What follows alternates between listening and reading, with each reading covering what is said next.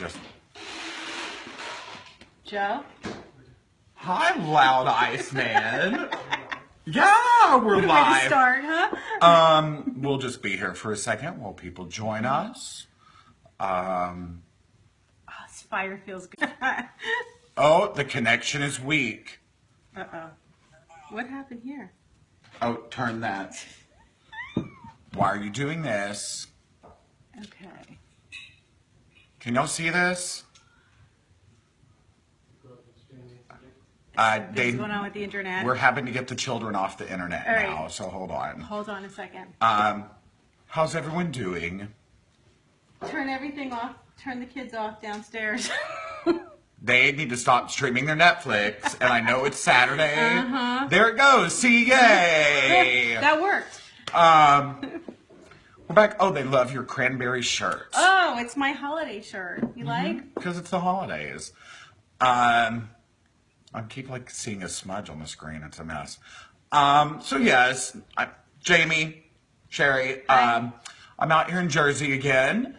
Was she at MommyCon DC? I was at MommyCon DC. She said she loved your seminar. Oh, thank you. So yes, I took the bus to Jersey tonight, and just real quick, I want to talk about this bus ride. The bus ride is normally what, an hour, 10 or something. My bus was super delayed, and it was about 2 hours on top of the delay. So I'll tell you right now, car sick is very real. Is all I could do not to yak. It was exceptional. So we rolled up in here, ate real quick, and now we're doing this. This is called warmed over, damn it, fresh from the bus. So enjoy. You're so committed to your audience here. Listen. To do everything like this to come out here. So this is our monthly breastfeeding and pumping chat that Evenflo has partnered with us for the year. We are very excited about this, but I've known this lady for 5 years, 6 years. Good Lord. But I will let her introduce herself because you all know me, or else you wouldn't be here. So why don't you talk about yourself? Talk about yourself. I'll talk about myself. Talk about your background, like whatever. I'm going to have a sip of wine while she does. Talk about myself. So many of you know me. We've spent some time together this year, thanks to Jamie and to Evenflo for doing these amazing Q&As and making it possible. For those of you who are new and I have not met yet, my name is Shari Criso, and I am a certified nurse midwife and also an international board certified lactation consultant. I work with Evenflo Feeding. I help them design their new advanced double electric breast pump, but I've been taking care of parents for 25 years as a registered nurse. I was a labor and delivery nurse. I was a midwife. I delivered 600 babies when I did that. Then I had a retail store for 12 years in New Jersey where I sold all the products that we all know and love from the very beginning. And back in 2010, 2009, I actually had a live web TV show, just like this. Way before the technology was even here. I used to come to Jersey.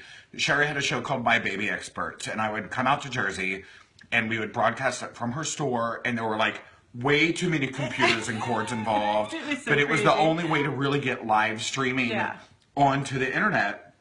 And we used to take questions live from people, and it was super fun. So now that we have this, all we have to do is hit go live on the app. I'm like, are you kidding me? And it's all awesome. those years, it was so difficult. It's awesome. It's so easy. Super easy, and so it's been great. And like Jamie said, we've known each other for a long time, and we've always just enjoyed doing this together. It's always the best. It's always great, and hope you enjoy it tonight. I look horrible. You don't look horrible. Are you hot? Take off your shirt. Listen, I'm going to take it off in a moment. Want Jamie to take off his shirt? No, don't do that. I should have washed my face or gotten a haircut or something, but you know what? Would you like my compact? You could put some powder. No, it's good. It's good. So we have been taking your questions for a couple days on Facebook. So how this is going to operate is I will go through, ask her some questions that you left for us, and then we will take questions live from you as well, okay? So let me get in here really quick. Let's get this going. Yeah. I pump at work 3 times a day. I just noticed the other day that I can still hand express some after the pump doesn't seem to get any more milk out. Mm-hmm. Is this just the inefficiency of the pump, or is there something I can do to fix this? I'm not worried about my supply right now. I pump more than he eats. Weight gain is great. Mm-hmm. He is 4 months old and eats about 13 to 14 ounces while I pump about 18. Okay, fantastic. Well, one of the things to say is that some moms, and this is just, some moms actually do better with a manual pump. They actually can relax more, the ability to control the pump themselves. This is not to say that I recommend that for working moms. Most working moms, the majority, do need a regular double electric pump for working, but some moms do respond to the manual well.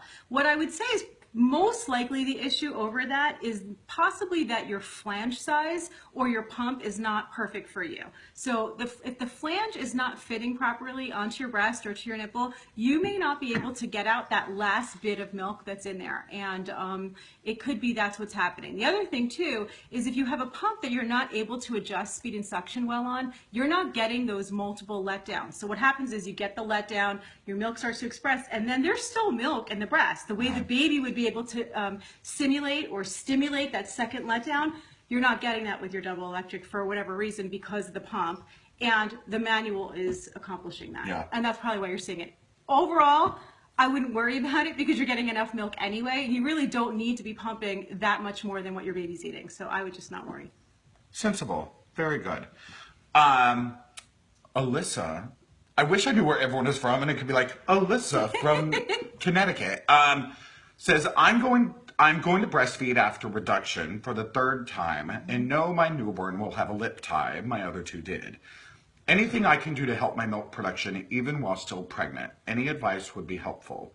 With each child, I had more milk. Last I made it to 6 milliliters, I guess, with supplements.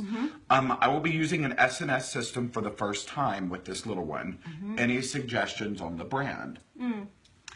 Okay, so first of all, to answer the first question, is there anything you could do to increase your milk supply while you're pregnant? No, there's nothing that you need to do. In fact, pumping or stimulating your breast could actually cause preterm labor. Like you really don't want to do that, and it's not going to do anything for your milk supply. The best thing that you could do is to nurse frequently, and because your first 2 had a lip tie doesn't necessarily mean that this one's going to. There's a possibility, but it's not definite. But no, don't do anything during pregnancy to increase supply. As far as the last question of what brand to use, I don't think it really matters. There are a couple different brands that carry those supplemental nursery systems, and anything that works best for you is totally fine. Use one that's convenient, that's easy to clean, and that hangs from your neck or from your clothes so that it's, like I said, you have your hands free. Very good. Kiki asks, and I'm just giggling now because there's a Scissor Sisters song called Let's Have a Kiki, so have a moment. Kiki asks, my 11-week-old is very fussy, pulling off and twisting so much that he has trouble stimulating a letdown. This happens only on the left side. He feeds perfectly on the right. What could be causing this? My left nipple is raw. How old is the baby? 11 weeks. 11 weeks. Well, one thing that could be happening is the baby might be really uncomfortable feeding on that side. Some babies have what's called a torticollis, so with the neck muscles, it's actually painful for them to turn their neck to one side. It may not be the breast, but it might actually be the position of the head, that the baby's just really uncomfortable. Try nursing on that side, but from a different position. So if they were doing like cross cradle. Exactly, like look at me, know my positions. Upside down, sitting. But do something different than your typical cradle position with the baby, and see if it really is the nipple or the breast or the letdown versus the position of their neck. And if it is the breast, it could just be that your baby is one breast might be letting down faster. Most people have a difference in how much they make on one breast and how much they make on the other. There's usually a dominant side where you make more, and so that side might let down faster, and babies can get really frustrated, especially as they get smarter and older, and they just will fight because they want that milk to come faster. So that might be happening as well. Very, very interesting. Kelly says, talk to me about milk blisters. I have 3 on one nipple. They're not going anywhere. I have had 2 instances of clogged ducts since they showed up. Should I go see a doctor? Yeah, you definitely want to do that, but before you do, what you could do about that, what causes a milk blister is the milk, it's like a plug in the actual nipple, in the hole in the nipple where your nipple has multiple holes where the milk excretes from, and those can get clogged with milk that solidifies and causes that blister. And of course you're going to get plugged ducts. You can even get mastitis because the milk behind that is not escaping. Mastitis is also what my friend calls the boob flu. Yeah, it is the boob flu.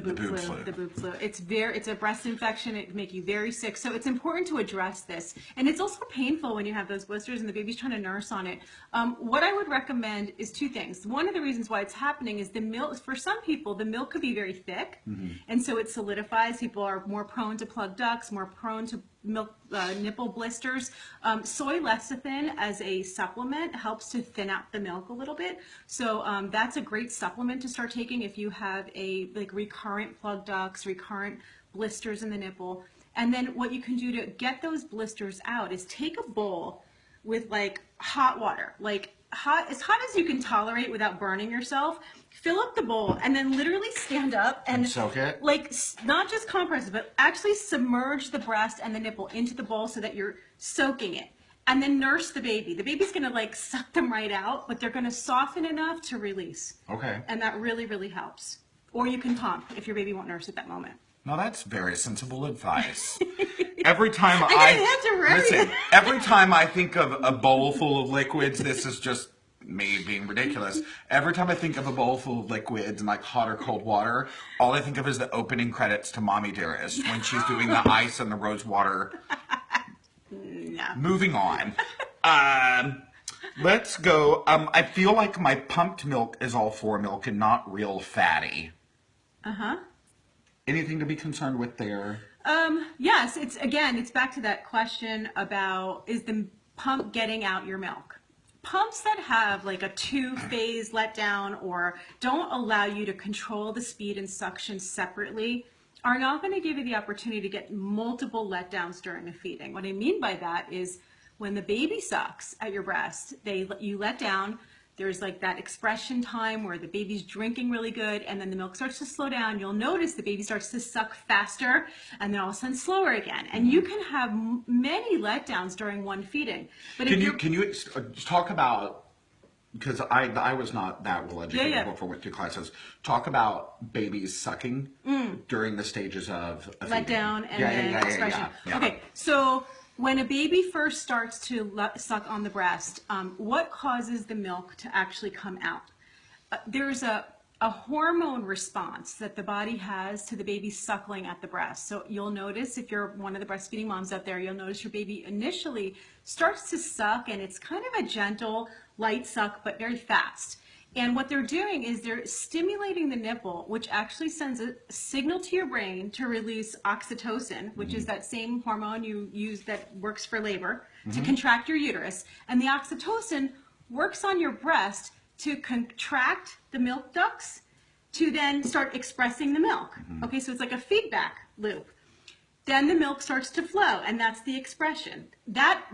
When that starts to happen, it's called letdown, or the milk ejection reflex, if you want to get really technical about it, okay? But for all the rest of us, sometimes we do. It's for the rest of us, it's let down. And you'll hear your baby all of a sudden start gulping and swallowing, and sometimes it's so heavy and fast, they're choking, and you need to take the baby off, and that's totally normal. But then after that, they're drinking, and then what happens is they need to stimulate another letdown. So they go back to sucking really fast again. And then they start slowing down again because the milk starts to eject again. And you'll have another letdown. That's how the cycle continues. And moms can have anywhere from 2 up to 10 letdowns in one nursing session. Of course, you're not seeing any of this because the baby's on the breast. Yeah. So you don't notice it's happening unless you're paying attention to how your baby's sucking. But it's really important with your pump. Because if you want to get out what you're, more with your pump, you need to have controls over those dials in order to keep increasing your speed. And there's a whole process to it. I actually have a really good video on my YouTube channel that shows how to adjust the speed and suction controls on your pump. And the Evenflo Feeding pump does have those dials to be able to do that. It's one of the features. Later, we're gonna I have a video on the pump clearly, but I am a man. Later, we're gonna have her go over the features of the pump so you can actually see what's going on. But this is a very good one. I have to have surgery in a few weeks. How long after my surgery can I start breastfeeding again? It will be done under general anesthesia. Oh, this is such a good question. I mean, I get these questions, people calling for consultations and asking me this all the time because the major problem is that the doctors, the anesthesiologists are usually telling you, you need to pump and dump for 24 hours. I've heard up to like 3 days that you can't actually feed your baby. It's ridiculous, okay? Almost everything out there says that it is totally safe to nurse your baby as soon as you wake up. The point where you're actually conscious again, that's how fast these drugs go through your system. The medicine's going out of your system. It's going out. And that's why you're waking up. So what I would recommend is that you feed really good or pump really good right before you go out, and then you're ready to pump again as soon as you're Someone knows what's up. Once awake can feed. That's People are right. responding. Absolutely. Once awake can feed. So, and you're going to hear such conflicting information with this. And the truth is that almost most medications you can breastfeed with, and especially with anesthesia, this should be a non-issue. If your doctor's telling you something else, it's because they're not up to date. And so the old recommendations were before we did any kind of research or studies on the fact that it doesn't affect newborns or babies to do this. That's just old information. Here's an interesting question for you. First time mom here. Congrats, Stephanie. How soon after you have babies should you start pumping? Okay.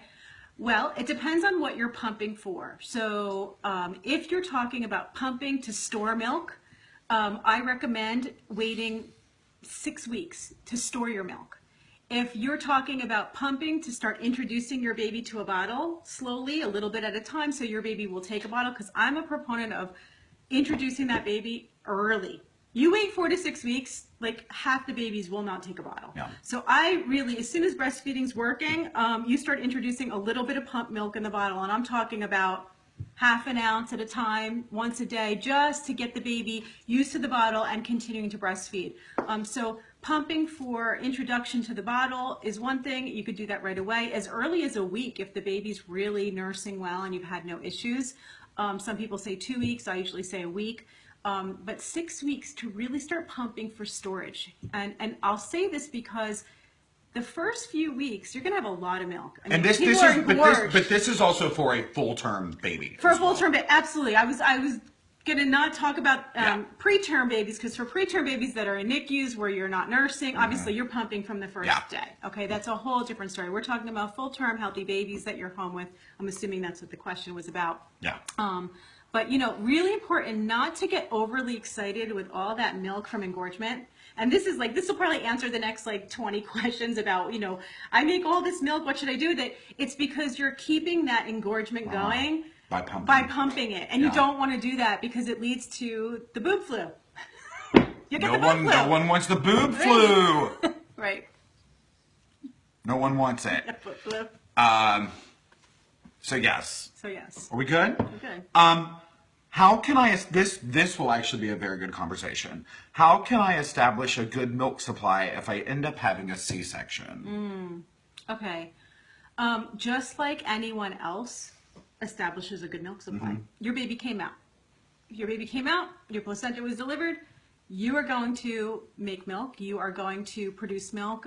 Some people do have some delays with a C-section. It can happen. And then others have no delays at all. The way milk does come in is it's from the placenta delivering. I don't know if, did you know that? Mm-hmm. That's how milk is, right? So the placenta delivers and there's a hormonal shift, and then a few days later, your milk comes in. Like I said, sometimes with a C-section, it can be delayed. But the most important thing you can do is to try to do as much skin to skin with the baby. Okay, and that's sometimes something you have to really request and talk to your OB about and to the nurses, so that you can just really, even in the recovery room, right there in the operating room, they can even do skin to skin with the baby. That really does help establish nursing. And if you can't, then being able to hold and nurse your baby as frequently as possible in the first few days. Now, not as long as possible. Frequent short feedings are the key to stimulation of milk. So it doesn't have to be really long feedings. And in fact, doing really long feedings in the beginning can actually make you very, very sore. But frequent short feedings where the baby's with you, trying to do rooming in, you know, any friend that tells you to get your night's sleep and keep the baby in the nursery is not really a true breastfeeding friend. I actually, listen, I had a memory here. I spoke at an event years ago in the city, and they had me and a lactation consultant and a doula in the back, and we were getting ready to do our presentation, and a lady went up to the front and was like, I'm here to tell you what it's really like, blah, blah, blah. When you have that baby, make them take that baby to the nursery in the hospital because it's the only night of sleep you're ever going to have. And like, the three of us were in the back, like holding each other's hands, just like, oh, hell no. Like, it's so inappropriate. It's so inappropriate. It's like, I get it. If you want to, great. No judgment.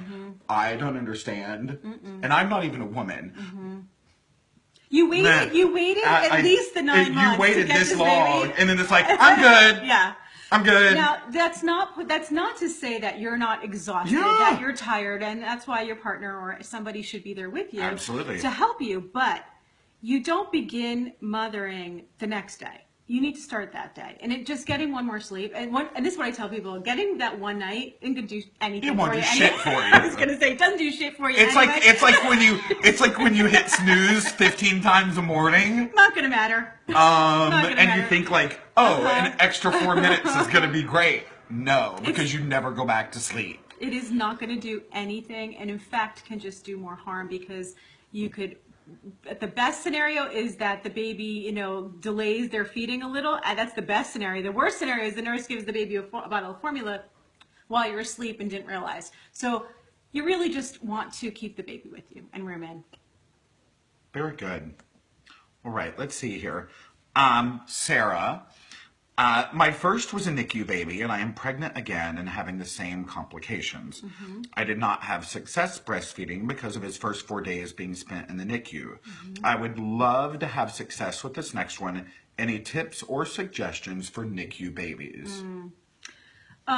Just really to make sure that you have your support systems in place. There's not much you can do if the baby is going to be born early and in the NICU. Speak to the doctors, speak to the nurses. Try to really get on the same page with how important breastfeeding is for you, so that you can at least be in there doing kangaroo care, doing skin to skin.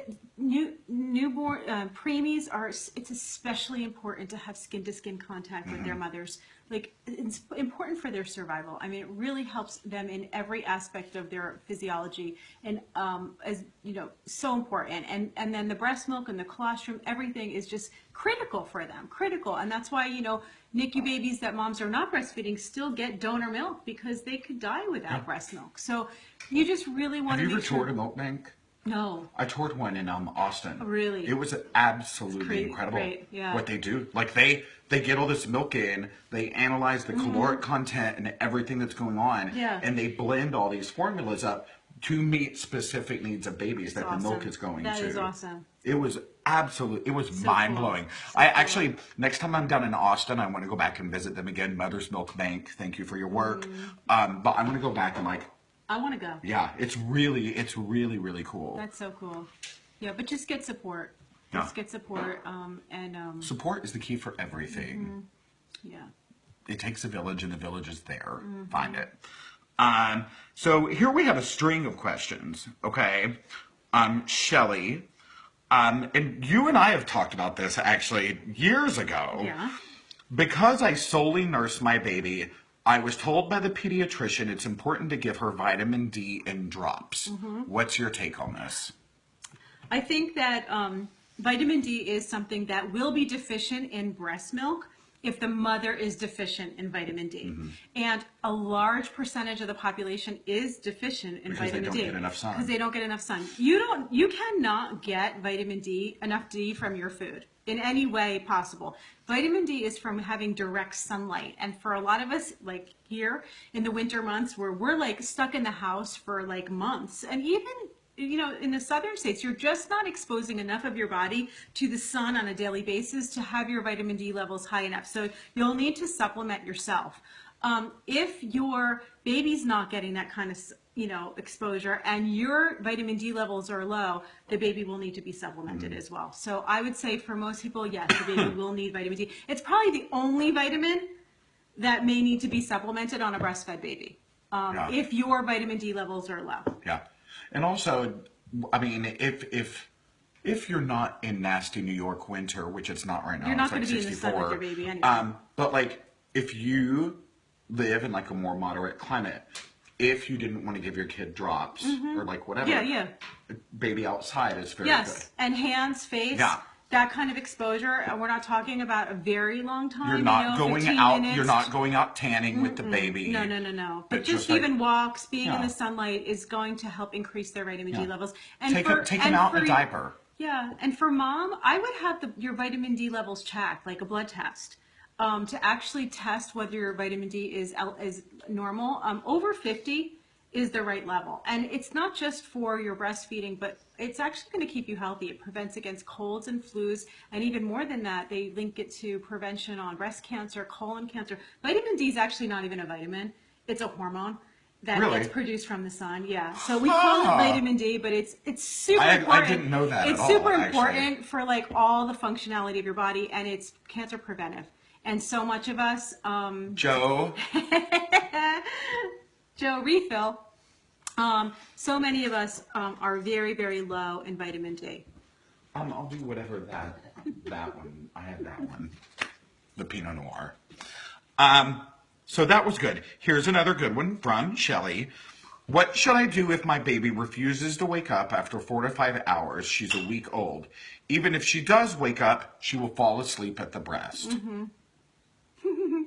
Can I just say, Shelly was here last night doing a consultation with me.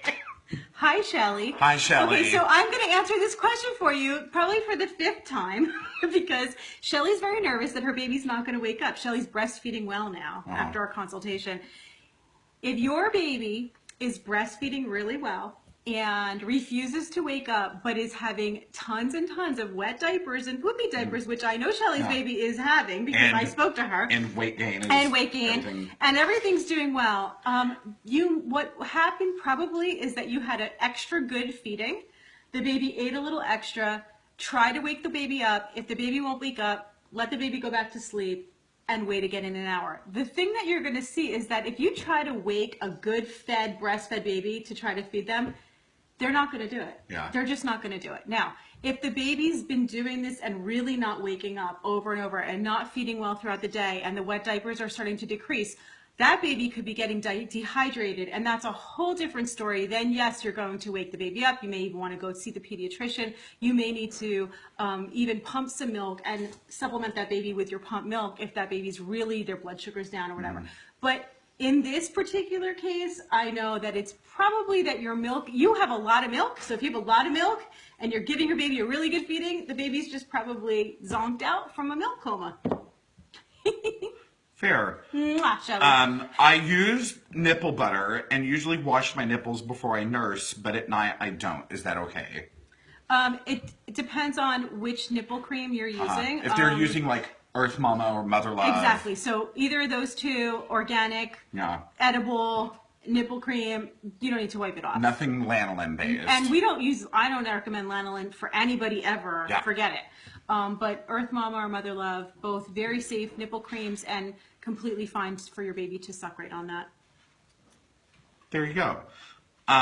If this is about nipple shields, if my baby doesn't nurse without the nipple shield, will she always, or can she be taught how to okay, if my baby doesn't nurse without the nipple shield, will she always, or can she be taught how to latch without it at some point? I have never, in all the time that I have been a lactation consultant, had anyone who wasn't able to wean their baby off a nipple shield if they had to use it in the beginning for a particular reason, whether it's from transitioning them back, like off a bottle, weaning them off a bottle back to the breast, or flat inverted nipples. At some point, the baby will latch to the breast if you keep trying. I really haven't had anyone. I've had moms who chose not to stop using the nipple shield, but I've never seen anyone who really wanted to, that the baby just always wanted that nipple shield and never stopped. So I think yes, the answer is yes. What I would recommend is, if you just started with it for a reason, and I don't recommend just going out and buying a nipple shield from Babies R Us. Those are like medical devices. Like nobody should be going and first of all, you're going to pick the wrong size. And You shouldn't get one without help. You should, if you're at the point of you need a nipple shield, you need a lactation consultant, you need to be seeing somebody. So for any of your friends who are saying to you, here, I stock up on these nipple shields, they worked for me. That's bad advice, okay? Because not everybody needs a nipple shield. Most people don't need a nipple shield, but it's a great tool when you do need it. Not for like TMI, Jennifer used them with the twins because they were preemies. Exactly. Used them for a bit, then she quit. The babies eventually figure out where the food comes from, and they could care less whether it's there or not.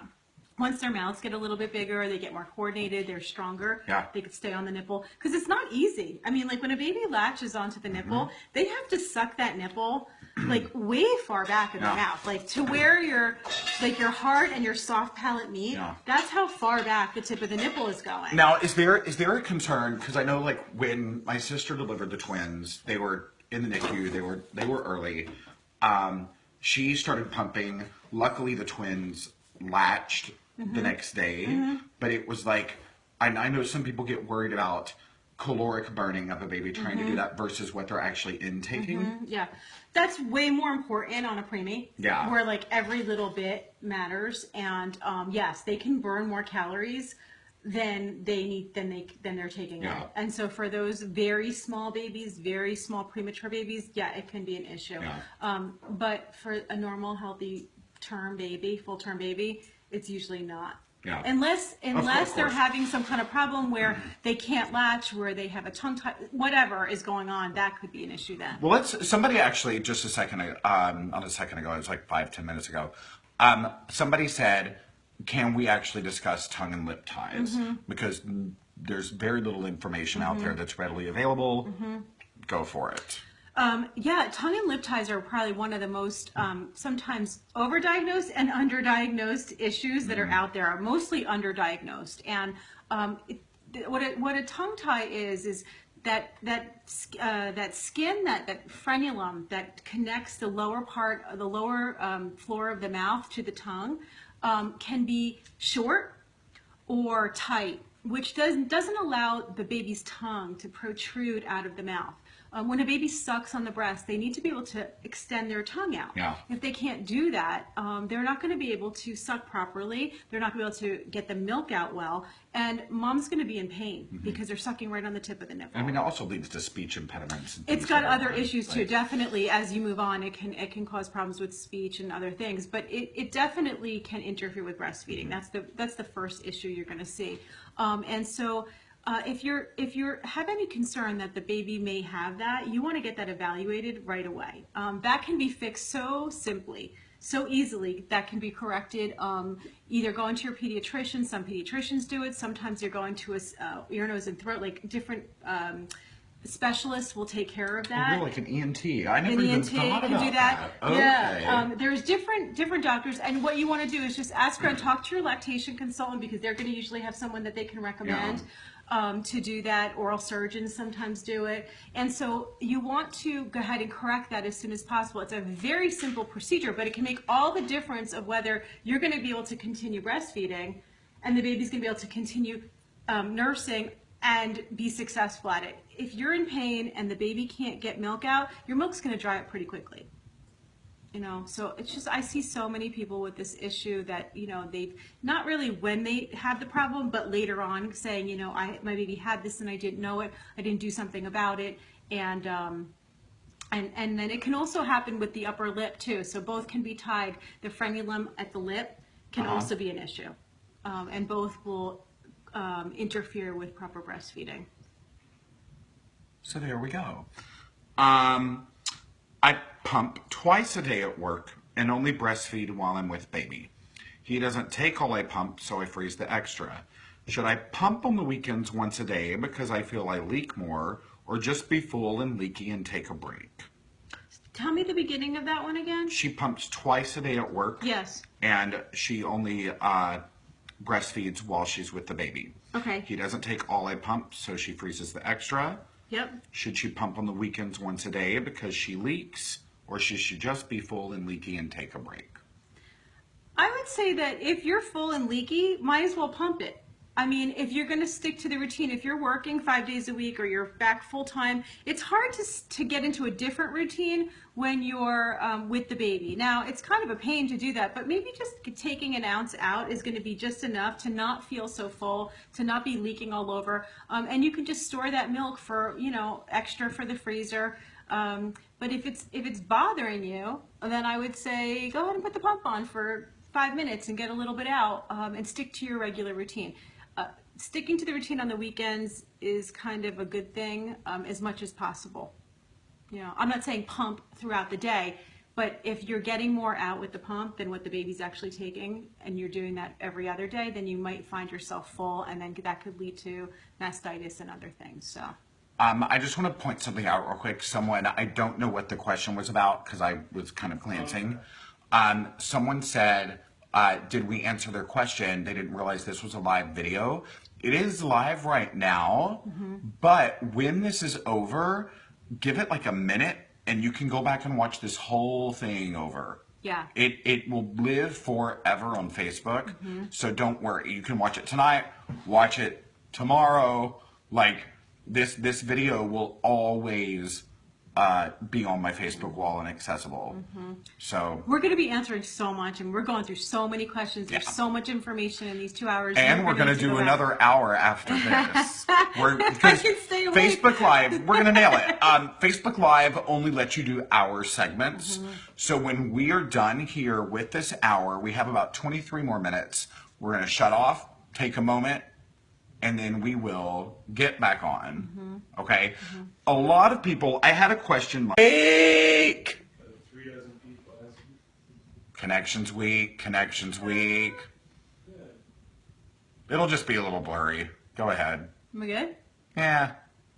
Or we'll just sit here and wait. How's everyone doing? This is, I get so confused with Facebook Live. And okay, here we go. So we're frozen for a second. There we go. Yay. We're back. We're back. Can everyone see this? I think the internet here. Well, Jersey. We're up in nowhere. Okay. We're up in the boonies. Let this load. Nope, we're still here. We're still here. So let it come back.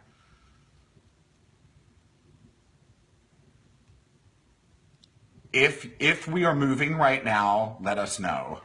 Can you see us? Can you see us? We're good. We're good. Okay. Everybody's asking why no lanolin. Okay. While we do that, I have to take off the hoodie. I told you. Get comfortable. See, I got holes in my shirt. I've got vents in my shirt, so I'm not as hot. You like this t-shirt, by the way? All dollied up. Oh, I love that. To celebrate her Coat of Many Colors movie that just came on TV. I love it. Awesome. Why no lanolin? Okay.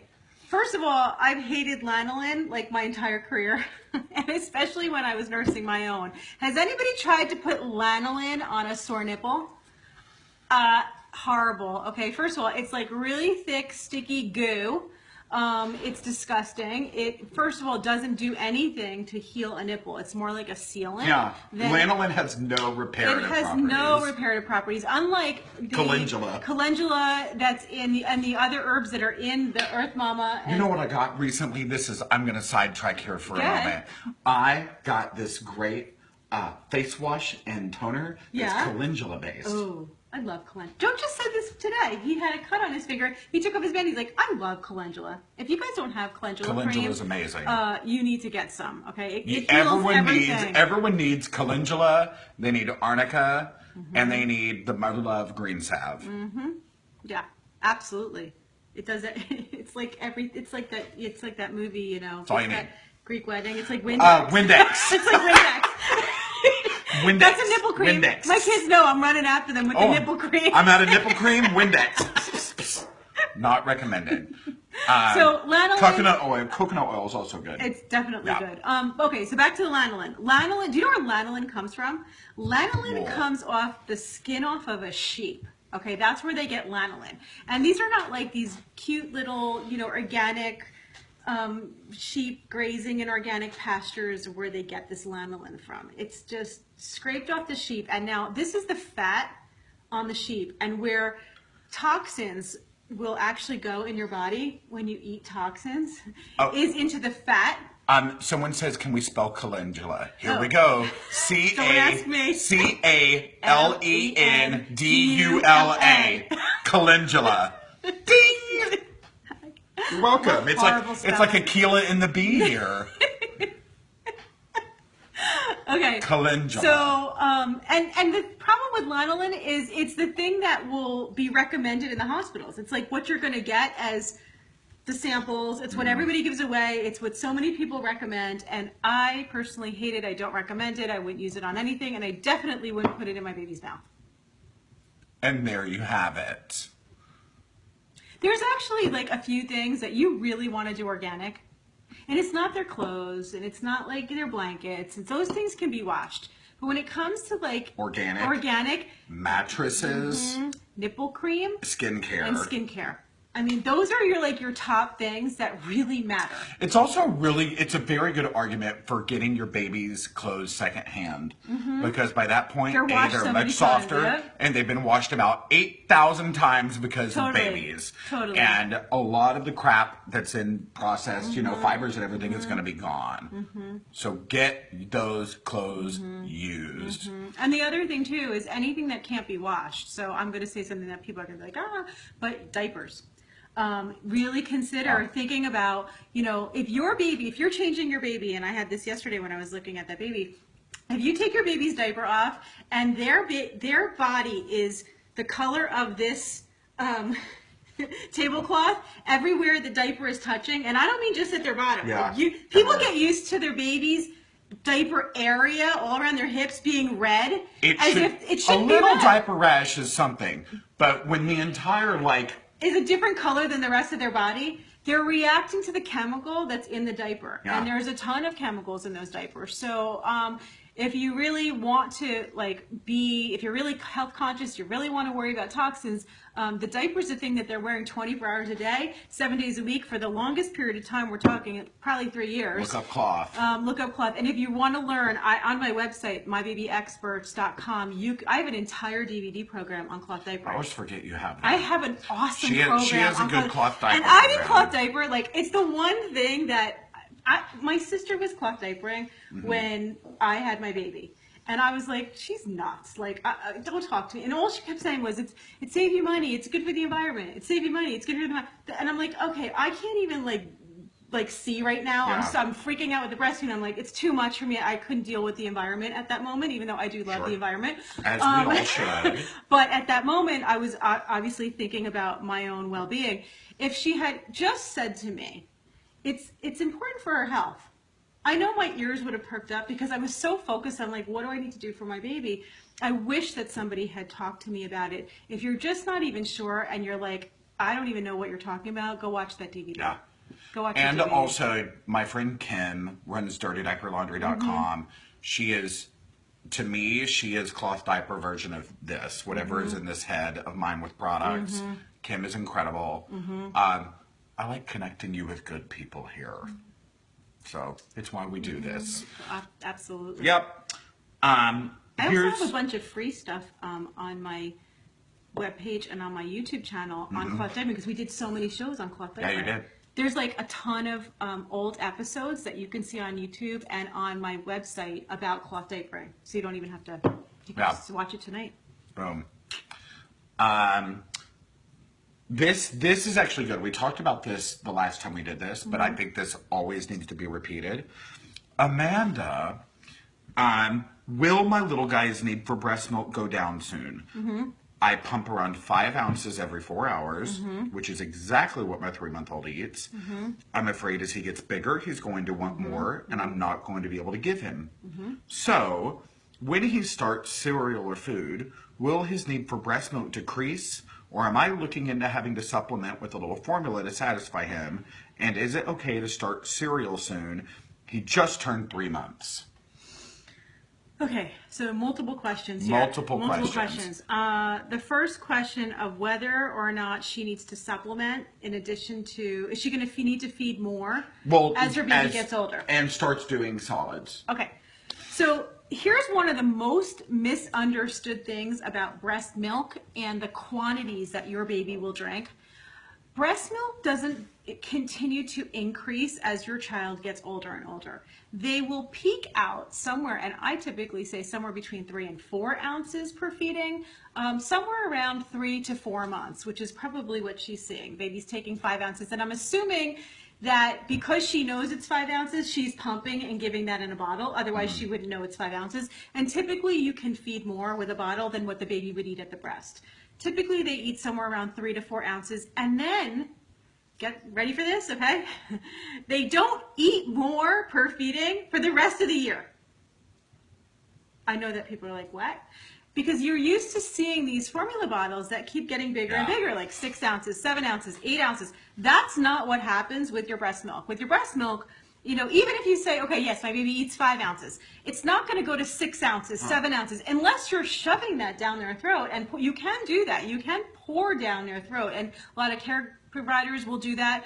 But your baby will not eat more than that. So no, your need to make more does not go up. And in fact, after the first 6 months, the amount of milk that you produce is actually going down because you are starting to introduce solid food. So the baby's obviously not going to be as hungry because some of their food intake is going to come from solid food. And I think a lot of women or people just in general don't realize that throughout your breastfeeding experience, the content of your milk changes drastically. Exactly. So what they're eating. So, you know, with formula, when the baby's being fed in that first month, it's the same stuff that they're eating 10 months, 11 months, 12 months so later. They have to eat a ton of it. They need to eat a lot more of it. Calorically. Exactly. They need a lot more of it. Think about it. It's the same can. It's the same jar. But when you're breastfeeding, your milk is changing constantly to match your baby's developmental needs and their age. So the milk is changing day by day. It's actually changing hour by hour. I mean, it's different in the morning than it is in the, and nobody get all excited, should I pump it? I'm just saying, it actually changes to the baby's needs. In hotter weather, it'll have a higher water content to it. It's a miracle. I mean, it's amazing. But your baby does not need more milk as they get older. The milk itself is changing to match the baby. So now, when you start to introduce solids, you want to continue breastfeeding. Keep offering the breast so that the baby continues to get as much breast milk as possible, but you're going to be starting to introduce solids. The baby will be less hungry. And then there was a third part to her question. Well, the third part actually has 2 parts that we could discuss. Because she had a question about, our baby's 3 months old now.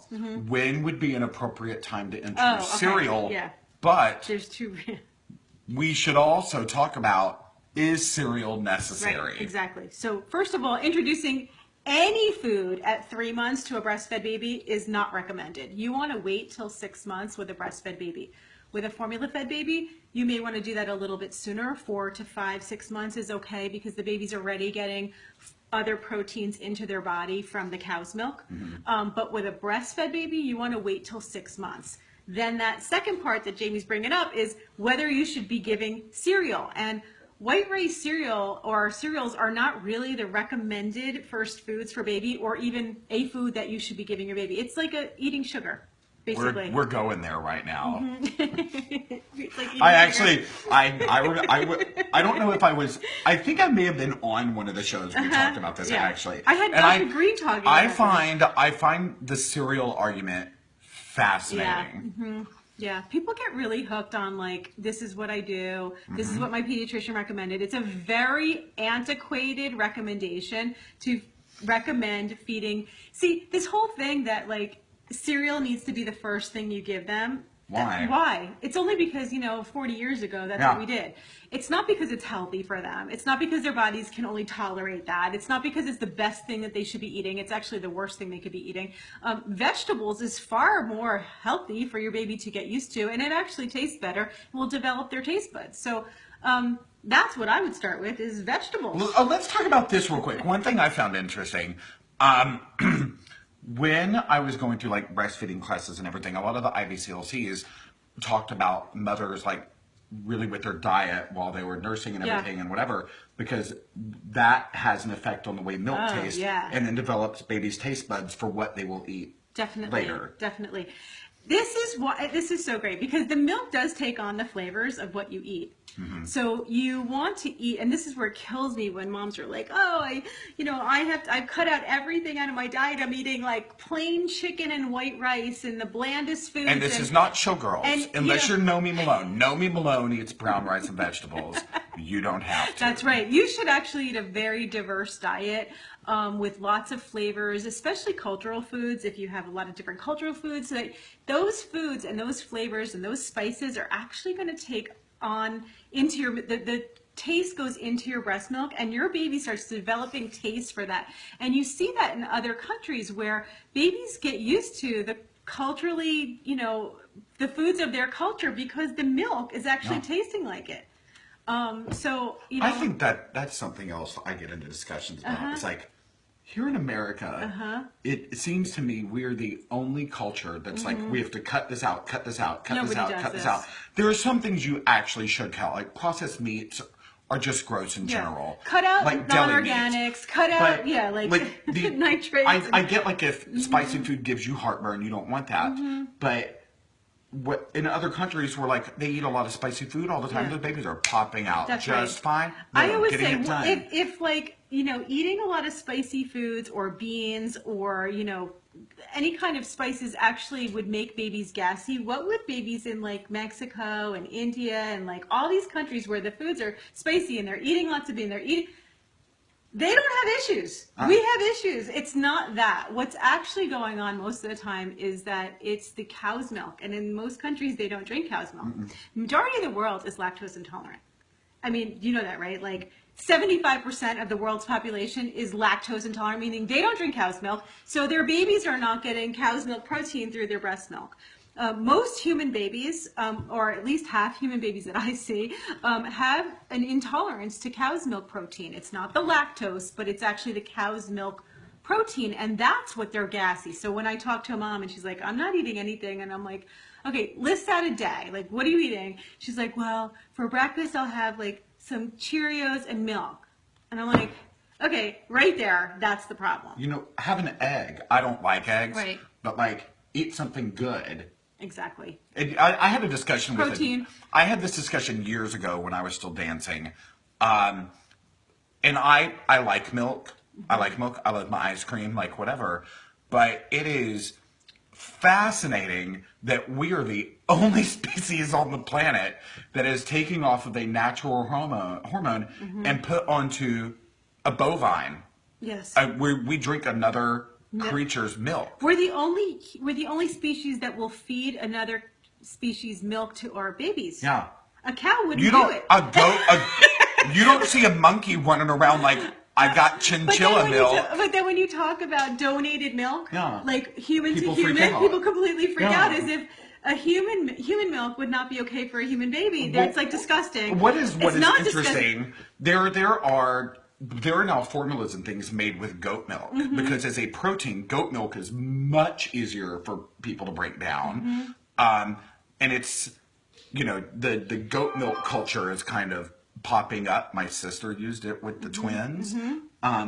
But dairy is not easy to break down. It's like the other night I had to do a video on here and I had a piece of chocolate and it depends on what I've eaten throughout the day, how I react to it. But I can eat chocolate or have like milk or like ice cream, and I produce so much phlegm, I cannot speak. Milk is not good for you. And I'll just, say it out loud here. We don't have any milk in the house. It's just, we went from like drinking milk to drinking organic milk to realizing that milk's just not good. And so we have coconut milk in the house. We have almond milk in the house. We have other things, but we don't drink milk. And I don't recommend it for most people at all. We're getting short on time. Okay, we're going to come back on in a second, but because all of you partaking in this conversation look at all these are entered to win a breast pump, tonight, we just want to talk to you about this pump really quick. Once we're done with this, we will log off, and then we will come back. Mm-hmm. So this is the Evenflo Feeding Advanced Double Electric Pump. I feel like Nana here, right? And this is a pump that I actually helped to design a couple years ago with Evenflo Feeding. They're an amazing team over there of breastfeeding moms who are actually running this company, which I totally love, and I was one of them. But the pump is amazing because it has all the features that as a lactation consultant, when I'm seeing clients, these are the things that I would look for. Main features, I'll tell you right now. First of all, it comes with multiple flange sizes included.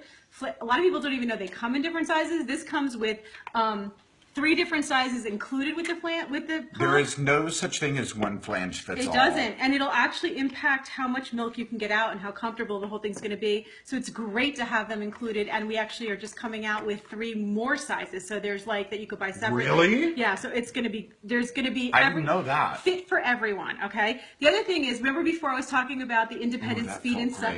That cool air. Really the door's open. It did feel good. Independent speed and suction controls, not like a 2-stage thing. You're not waiting for the pump to like change to letdown mode on itself, or it's not doing it for you. You need to have control over this. This is how you're going to get and optimize your letdowns. That's how this pump works, 2 different suction speeds. And then the other thing about this pump is that it's a closed system, and this is one of the most important things.